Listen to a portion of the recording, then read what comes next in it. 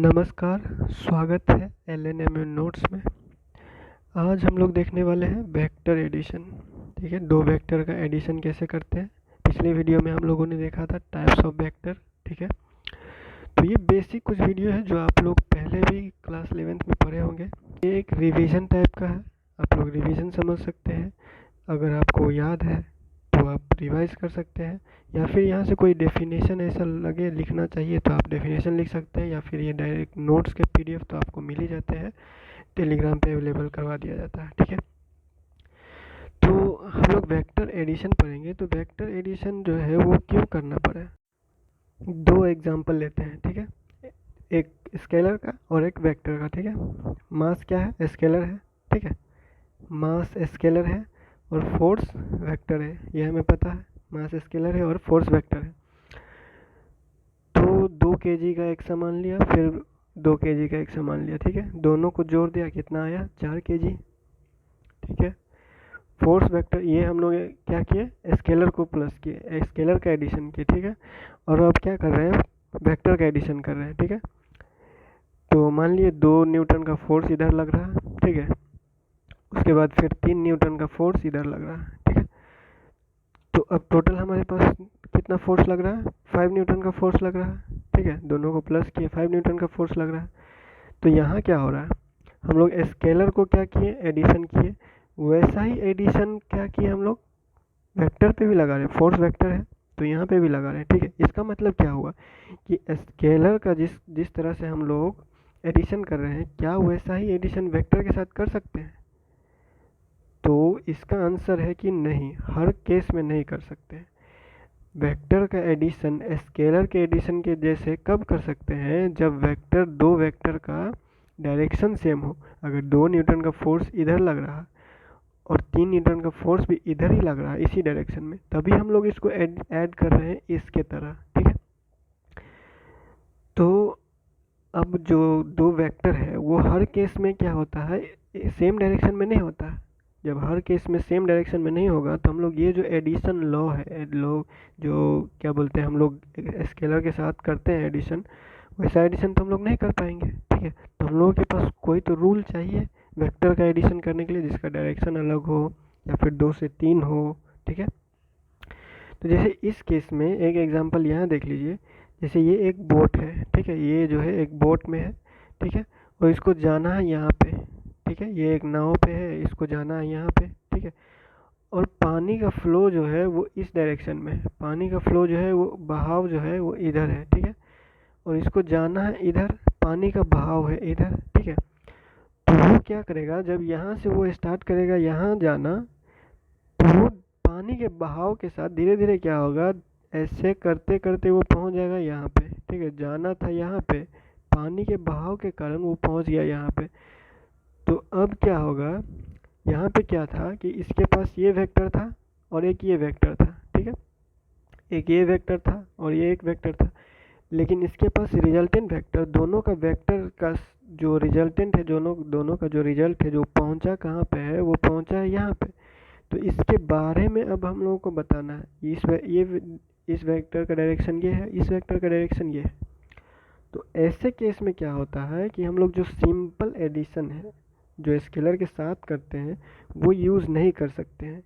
तो इसीलिए हमारे पास वेक्टर के एडिशन के लिए कुछ लॉ होता है, कुछ रूल होता है, जिसके हिसाब से, जिसके अकॉर्डिंग हम लोग क्या करते हैं, वेक्टर को ऐड कर सकते हैं। तो वेक्टर, दो एडिशन के वेक्टर के लिए हमारे पास ट्रायंगल लॉ है और पैरेललोग्राम लॉ है। ठीक है, अगर किन्हीं दो वेक्टर का, वेक्टर ए और वेक्टर बी, किन्हीं दो वेक्टर का एडिशन करना है तो हम लोग ट्रायंगल लॉ से करेंगे या पैरेललोग्राम लॉ से करेंगे।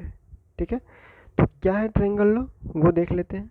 ठीक है, तो ट्रायंगल लॉ क्या कहता है कि ट्रायंगल लॉ कहता है अगर a प्लस बी, मतलब किसी a वेक्टर को b वेक्टर में जोड़ना है और हमको तो रिजल्टेंट वेक्टर पता करना है, मतलब इसका रिजल्ट क्या आएगा, कोई तीसरा c वेक्टर कोई क्या आएगा, तो हम क्या करेंगे कि a प्लस बी कर रहे हैं अगर, ठीक है, तो a के हेड से, ठीक है, ए के हेड से बी का टेल बनाएंगे। ठीक है, ए के हेड से, ये हेड जो है, इससे बी का टेल मिलाएंगे। ठीक है, बी का टेल मिलाएंगे, और जो तीसरा साइड मिलेगा, जो तीसरा साइड मिलेगा वो हमें क्या मिलेगा, रिजल्टेंट फैक्टर। ठीक है, अब मान लेते हैं कि ए जो है ये है ए वेक्टर, ठीक है, और ये है क्या, बी वेक्टर। ठीक है, तो ट्रायंगल लॉ के हिसाब से क्या बोलता है कि ये जो है इसको, इसका हेड जो है, ये इसका हेड हुआ। ठीक है, ये साइड जो है ये क्या है, हेड है, और ये टेल है, ये हेड और ये टेल है। तो इसके हेड से ए प्लस बी कर रहे हैं, तो ए के हेड से बी का टेल को मिलाएंगे, बी का टेल को मिला दिए। ठीक है, ये हो गया बी वेक्टर। और अब क्या बोल रहा है कि जो तीसरा साइड होगा, तीसरा साइड होगा वो हमारा ए प्लस बी होगा, ये जो तीसरा साइड है। ठीक है, ये जो तीसरा साइड है वो है ए प्लस बी। तो इस ए प्लस बी का डायरेक्शन हम लोग कैसे लिखेंगे, ए प्लस बी कर रहे हैं तो ए के टेल से डायरेक्शन लिखने के लिए, जो तीसरा जो रिजल्टेंट वेक्टर है उसका डायरेक्शन लिखने के लिए ए के टेल से बी का हेड को मिलाएंगे, तो हमारे पास क्या आ जाएगा, डायरेक्शन आ जाएगा। ठीक है, हमारे पास क्या आ जाएगा, डायरेक्शन आ जाएगा। यही है रिजल्टेंट ए प्लस बी। ठीक है, ए प्लस बी। ठीक है, फिर से देखते हैं क्या है। ट्रायंगल लॉ क्या बोलता है, अगर ए प्लस बी किसी दो वेक्टर का एडिशन करना है ट्रायंगल लॉ से, तो ए प्लस बी कर रहे हैं, ये ध्यान रहे ए प्लस बी कर रहे हैं, बी प्लस ए नहीं कर रहे हैं, ए प्लस बी कर रहे हैं, तो ए के हेड से बी का टेल मिलाएंगे। ठीक है, ए के हेड से बी का टेल मिलाएंगे, और जो तीसरा वेक्टर हमें मिलेगा, जो तीसरा वेक्टर हमें मिलेगा वो हमें देगा ए प्लस बी। ठीक है, ये ए है और ये बी है, तो हमें मिला ए प्लस बी। कैसे मिला, ये वाला जो है वो ए प्लस बी देगा। और इसका डायरेक्शन कैसे होगा, इसका डायरेक्शन क्या होगा, ए प्लस बी कर रहे हैं तो ए के टेल से खींचेंगे बी के हेड पे डायरेक्शन के लिए। ठीक है, यहाँ लिखा हुआ है। और सिमिलरली अगर हम ए प्लस बी कर रहे थे तो क्या किए, ए के हेड से बी का टेल मिला दिए। ठीक है, बी का टेल मिला दिए। ठीक है, और जो तीसरा मिला हमें, ये क्या मिला, ए प्लस बी। ठीक है, ये ए था ये बी था, तो ए वेक्टर बी वेक्टर, ये ए प्लस बी वेक्टर। ठीक है, अब क्या कर रहे हैं हम लोग, बी प्लस ए करेंगे। तो बी प्लस ए करेंगे तो क्या होगा, बी पहले लिखा जा रहा है और ए बाद में लिखा जा रहा है, तो बी पहले लिखेंगे और उसको उसका हेड से ए का टेल मिलाएंगे, ए का टेल हेड से मिला देंगे। ठीक है, और जो तीसरा साइड मिल रहा है, ये जो साइड मिल रहा है ये हमारा क्या हो जाएगा, बी प्लस ए वेक्टर मिल जाएगा। आप इसको सी लिखिए या फिर आर लिखिए, आर रिजल्टेंट वेक्टर हो गया। ये जनरल या फिर दो वेक्टर को ऐड कर रहे हैं तो हमारे पास क्या मिल रहा है, दो वेक्टर को ऐड कर रहे हैं तो वेक्टर ही मिलेगा। ठीक है, तो ये हो गया ट्रायंगल लॉ के हिसाब से। और एडिशन क्या होता है, एडिशन क्या होता है इसका, कम्यूटेटिव होता है, और एडिशन क्या होता है इसका, एसोसिएटिव होता है। ये दोनों क्या है, इसके प्रॉपर्टी है। ठीक है, वेक्टर लॉ क्या है, वेक्टर लॉ ऑफ एडिशन क्या है, कम्यूटेटिव है, और वेक्टर लॉ ऑफ एडिशन क्या है, एसोसिएटिव है। ठीक है, कम्यूटेटिव क्या होता है, ए प्लस बी कीजिए या फिर बी प्लस ए कीजिए, दोनों का रिजल्ट सेम ही आने वाला है। ठीक है, या फिर आप उसका ऑर्डर भी चेंज कर दीजिए, जैसे ए प्लस बी को पहले कीजिए उसके बाद उसको सी में जोड़िए, या फिर बी प्लस सी पहले कीजिए और फिर ए में जोड़िए, दोनों का रिजल्टेंट क्या आएगा, सेम आएगा। ठीक है, तो नेक्स्ट हम लोग देख लेते हैं पैरेललोग्राम लॉ। पैरेललोग्राम लॉ क्या बोलता है, उसमें क्या बोल रहा था, ट्रायंगल लॉ ने क्या कहा था कि एक का हेड को दूसरे का टेल से मिलाना है। ठीक है, और पैरेललोग्राम लॉ क्या बोल रहा है कि एक का टेल से ही दूसरे का टेल मिला देना है। ठीक है, एक के टेल से दूसरे का टेल मिला देना है।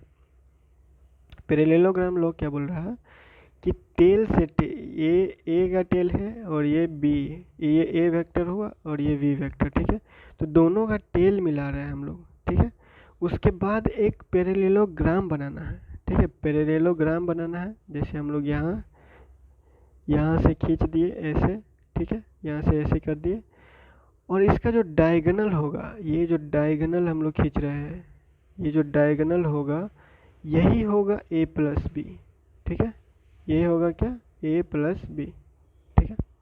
क्या कहा, ट्रायंगल लॉ में क्या था कि a का हेड से क्या कर रहे थे, a प्लस बी कर रहे थे, तो a के हेड से b का टेल मिला रहे थे, ठीक है।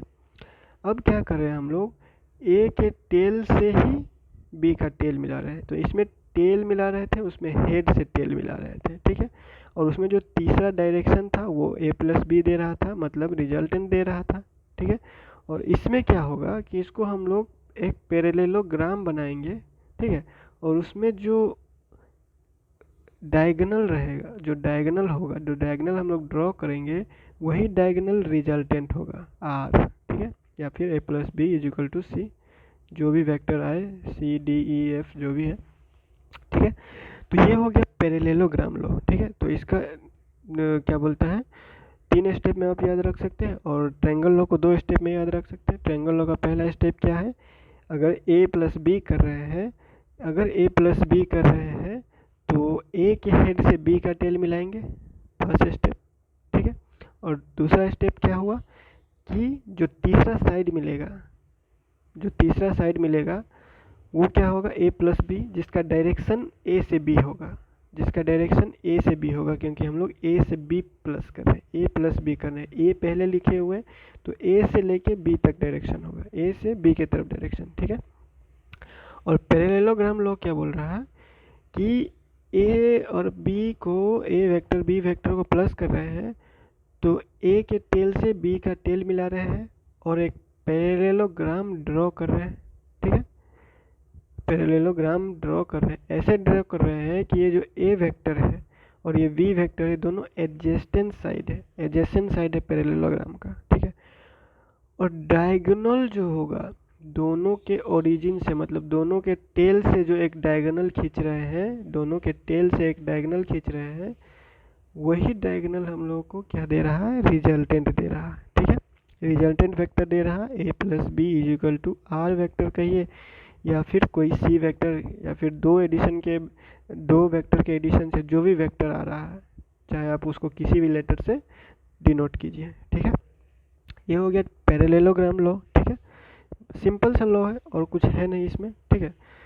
तो पैरेललोग्राम लॉ के उससे हम लोग क्या कर रहे हैं, एडिशन कर रहे हैं, तो एडिशन कर रहे हैं। अब हम लोगों को पता क्या करना है, एडिशन a प्लस बी को, a और b को एडिशन कर रहे हैं, तो इसका जो जो तीसरा रिजल्टेंट आ रहा है वो कितना बड़ा है, उसका लेंथ कितना बड़ा है, मतलब मैग्नीट्यूड क्या है और उसका डायरेक्शन क्या है। उसमें डायरेक्शन क्या था, a से b तक था, a से b कर रहे हैं तो a से b की तरफ डायरेक्शन, b से a कर रहे हैं तो b से a की तरफ डायरेक्शन था, ठीक है।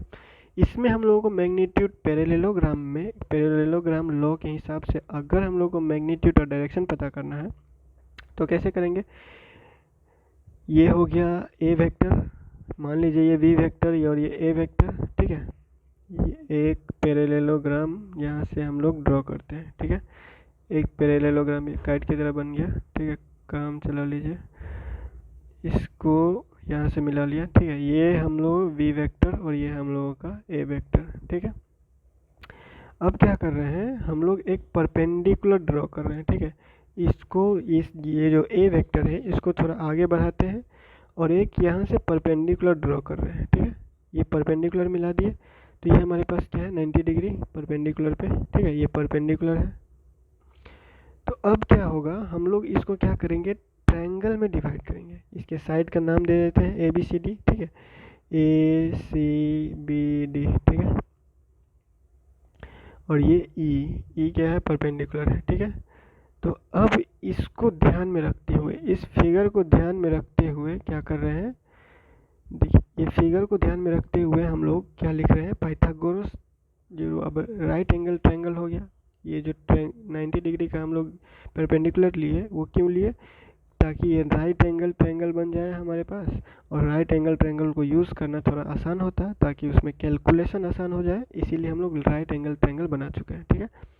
तो अब हम लोग क्या करेंगे, इसमें पाइथागोरस थ्योरम लगाते हैं, ठीक है, hypotenuse square is equal to perpendicular square plus base square, ठीक है। तो यही हम लोग लॉ लगाएंगे, अब हम लोग क्या कर रहे हैं, ये जो ए डी है ये हमारे पास हाइपोटेनियस है, ठीक है। ये हमारे पास क्या है, हाइपोटेनियस, ठीक है। ये हमारे पास हाइपोटेनियस है, ये बेस है और ये परपेंडिकुलर है, ठीक है। तो हाइपोटेनियस हमारे पास क्या है, ए डी, बेस क्या है, A B plus B E, और परपेंडिकुलर क्या है, डी ई, ठीक है। तो हम लोग हाइपोटेनियस का स्क्वायर करेंगे और फिर बेस का स्क्वायर करेंगे और ये परपेंडिकुलर का स्क्वायर करेंगे, ठीक है। तो यही किया गया है यहाँ पे, हाइपोटेनियस स्क्वायर, ठीक है। Hypotenuse square is equal to base का स्क्वायर और प्लस परपेंडिकुलर का स्क्वायर, ठीक है। तो ए बी क्या है, ए है, यहाँ से ले लिए, ठीक है। और बी ई क्या है, बी ई क्या है, बी कॉस थीटा। अब ये कॉस थीटा क्यों लिखा है, इसमें आप लोगों को कन्फ्यूजन हो सकता है अगर आप लोगों ने रिजोल्यूशन ऑफ वेक्टर नहीं पढ़ा है। तो रिजोल्यूशन ऑफ वेक्टर एक बार देख लीजिएगा, या फिर आप सिंपल सा कर सकते हैं कि कोई भी वेक्टर यहाँ है, जैसे यहाँ पे ये वाई डायरेक्शन है और ये एक्स डायरेक्शन है और यहाँ पे ये कोई वेक्टर है, तो थीटा जिस तरफ होगा, यहाँ पे अगर थीटा है, ठीक है, तो थीटा जिस तरफ होगा उस तरफ हम लोग क्या लेंगे, कॉस थीटा, ठीक है। और जिस तरफ ये इसके परपेंडिकुलर होगा वो उस तरफ हम लोग क्या लेंगे, साइन थीटा, ठीक है। इतना याद रखिएगा कि जिस तरफ थीटा होगा उस तरफ लेते हैं हम लोग कॉस थीटा, ठीक है। जिस तरफ थीटा है, यहाँ पे थीटा है, या इस केस में यहाँ पे थीटा है, ठीक है, तो हम लोग क्या ले रहे हैं, कॉस थीटा, ठीक है। कॉस थीटा किसका ले रहे हैं, इस चीज का प्रोजेक्शन है, ठीक है। Resolution of vector next video होने वाला है तो ये ज़्यादा क्लियर हो जाएगा। अभी के लिए याद रखिए कि थीटा जिस तरफ होगा उस तरफ हम लोग कॉस का कंपोनेंट लेते हैं, कॉस थीटा लेंगे, और जो परपेंडिकुलर है उसके तरफ हम लोग साइन थीटा लेंगे, ठीक है। तो उस हिसाब से हम लोग ले लिए यहाँ पे ये ए बी जो है यहाँ पे ए है, ठीक है। और ये जो क्या है, बी ई, बी हम लोग ले लिए बी कॉस थीटा, ठीक है। इसका कंपोनेंट थीटा यहाँ पे है तो कॉस थीटा, ठीक है। तो बी कॉस थीटा हो गया। और यहाँ पे डी है तो ये डी है, इधर परपेंडिकुलर है तो परपेंडिकुलर की तरफ क्या बोले हैं, साइन थीटा लेने के लिए, ठीक है। साइन थीटा हो गया, बी साइन थीटा, ठीक है। तो अगर हम लोग ऐसे भी देखें तो ये हाइपोटेनियस है, ठीक है। और ये क्या है, बेस, ये हाइपोटेनियस है और ये बेस है। तो हाइपोटेनियस और बेस को कौन रिलेट करता है, हाइपोटेनियस और बेस को कौन रिलेट करता है, कॉस थीटा। हाइपोटेनियस और बेस को कौन से रिलेट करता है, कॉस थीटा। कॉस क्या होता है, बी बाई एच होता है ना, ठीक है। तो उस हिसाब से ये हो गया, ठीक है। उसके बाद ये साइन कंपोनेंट क्यों लिए, तो साइन कंपोनेंट परपेंडिकुलर होता है, परपेंडिकुलर बेस चाहिए हमको, तो परपेंडिकुलर है, हाइपोटेनियस है, तो हाइपोटेनियस भी है और परपेंडिकुलर भी है, तो हमको क्या चाहिए, साइन चाहिए। और परपेंडिकुलर आप बेस लेंगे तो टेन लेंगे, ठीक है। वही चीज़ है, तो सिंपल सा बात है, इसको याद रखने का कोई वो नहीं है, प्रैक्टिस में आ जाता है, ठीक है। तो फिलहाल हम लोग आगे बढ़ते हैं।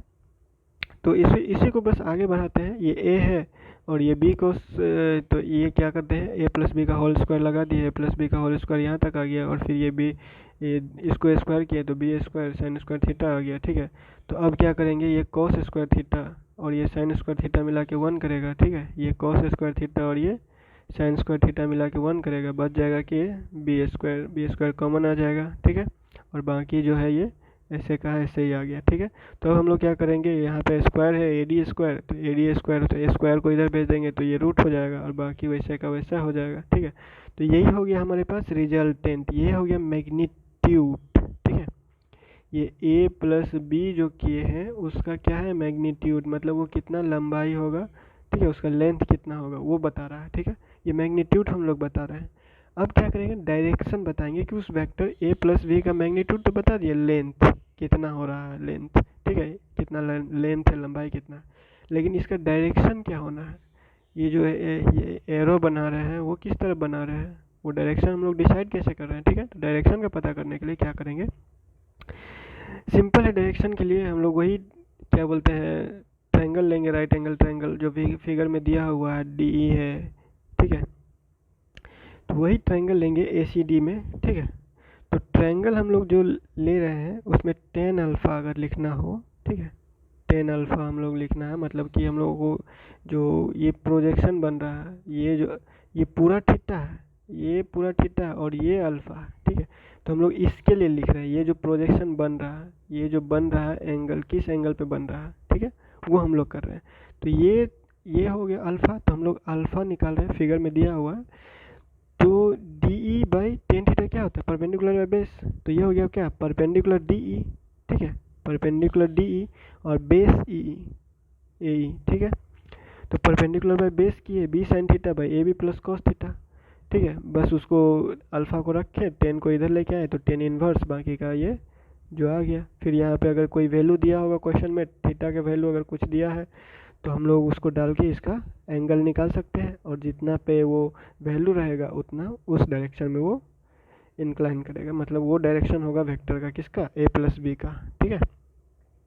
ये हो गया वेक्टर का ये जो पैरेललोग्राम लॉ है एडिशन का, उसका मैग्नीट्यूड और डायरेक्शन पता करने के लिए, ठीक है।